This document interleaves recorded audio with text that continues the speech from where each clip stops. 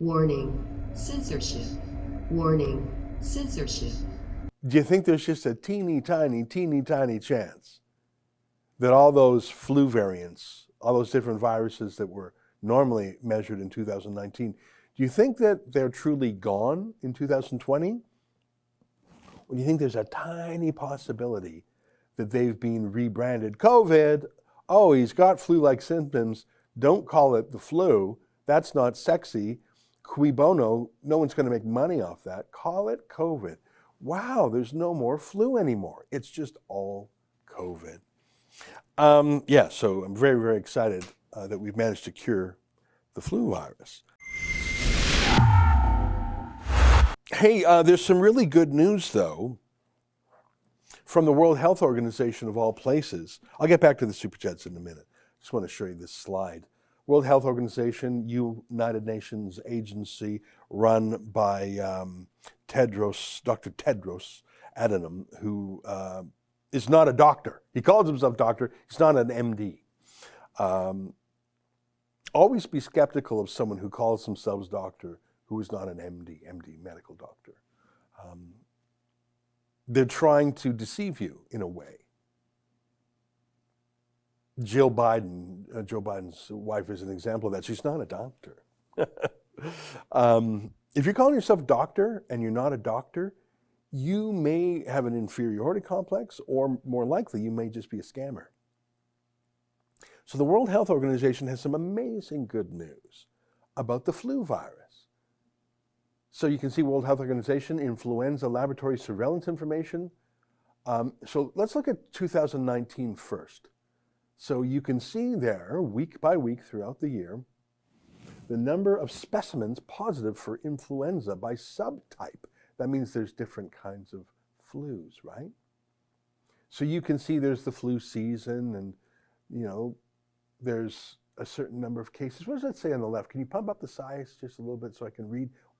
Number of specimens. Okay, so it's measured in the tens of thousands. Yeah, thank you.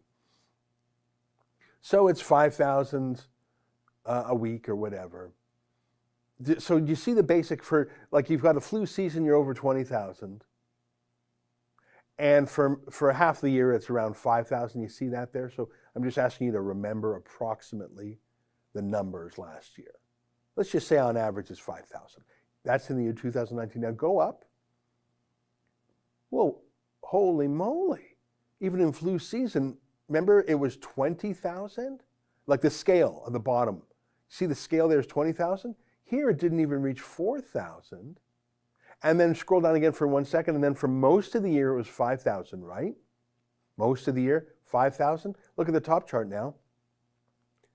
It's like not even, you can barely even see it. And look, the scale of the axis on the left there, it's not by 5,000, it's by 1,000. So it's like that would be maybe like 25 per week instead of 5,000 per week.